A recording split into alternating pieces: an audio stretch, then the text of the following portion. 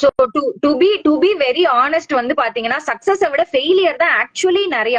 ஆனா நம்ம எதை வந்து ஃபெயிலியரா இது பண்றோம்ன்றது இருக்குல்ல. சி ஃபார் எக்ஸாம்பிள் இப்ப நான் வந்து if I have to go back to என்னோட ரேடியோ டேஸ்னு வச்சுக்கோங்களேன். லைக் எதுக்குமே ரெஸ்பான்ஸ் வரல. சி இப்பெல்லாம் வந்து நமக்கு ஓப்பனா கமெண்ட்ஸ் யார் போடுறா, இப்ப நம்ம ஒரு வீடியோ ரிலீஸ் பண்றோம் இல்ல ஆட் போடுறோம்னா ஓப்பனா டக்கு டக்குன்னு தெரிஞ்சிருது. ஆனா அப்பெல்லாம் அதை மெஷர் பண்றதுக்கான வாய்ப்பு வந்து ரொம்ப கிடையாது. சே ஃபார் எக்ஸாம்பிள் இப்போ ஒரு ரேடியோ கேம்பெயின் பண்றோம் அப்படின்னா அதுல வந்து ஒரு கான்டெஸ்ட் நடத்துறோம்னா அதுக்கு வந்து என்ட்ரியே வரல அப்படின்னா அது ஒரு ஃபெயிலியரா நாங்க அப்பெல்லாம் பார்ப்போம். ரைட். அது வந்து நிறைய நடந்திருக்கு. லைக் எப்போ வந்து என்ட்ரி வரும் அப்படின்ற மாதிரி எல்லாம் உட்கார்ந்த டைம்லாம் இருக்கு. என்னன்னா நம்ம ரொம்ப கான்பிடென்ட்டா ஒரு ஐடியா எடுத்து இது கண்டிப்பா ஒர்க் ஆகும் அப்படின்னு சொல்லிட்டு இது பண்ணிடுவோம். இன்னொரு ஒரு பெரிய challenge why I am talking that experiences because அந்த டைம் பாத்தீங்கன்னா உங்களுக்கு வந்து டக்குன்னு கண்டென்ட் நிறைய ஜென்ரேட் பண்ற கூடிய ரிசோர்சஸும் கிடையாது. It was lot of manual work to two.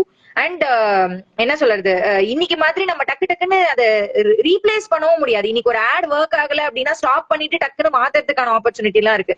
ஆனா அங்க வந்து ஒன்னு அப்ரூவ் ஆச்சு. ஒரு ஒரு பர்டிகுலர் இப்ப ரேடியோல வந்து ஒரு பர்டிகுலர் கமர்ஷியல் ஸ்பாட் அப்படின்னு சொல்லுவோம். சோ அது அப்ரூவ் ஆச்சு அப்படின்னா வந்து அதை டக்குன்னு எல்லாம் ரீப்ளேஸ் எல்லாம் பண்ண முடியாது. நம்ம வந்து கிளைண்ட் கிட்ட அப்ரூவல் வாங்கி அதை ரன் பண்ணோம்னா அது ரன் பண்ணி ஆகணும். ஃபுல் லெங்த்துக்கும் ரன் பண்ணி ஆகணும். ஒரு மாசம் கேம்பெயின் புக் பண்ணிருக்காங்க அப்படின்னா ஃபுல் மந்த்தும் ரன் பண்ணி ஆகணும். அதுக்கு வந்து நிறைய இதுக்கு ரெஸ்பான்ஸ் வராது. லைக் காம்படிஷன் அனௌன்ஸ் பண்ணுவோம், ரெண்டே 2 பேர் மட்டும் ரெஸ்பாண்ட் பண்ணுவாங்க. நம்ம வந்து ஒரு 20 பேருக்கு பிரைஸ் மாதிரி எல்லாம் பட்ஜெட் பண்ணிருப்போம்.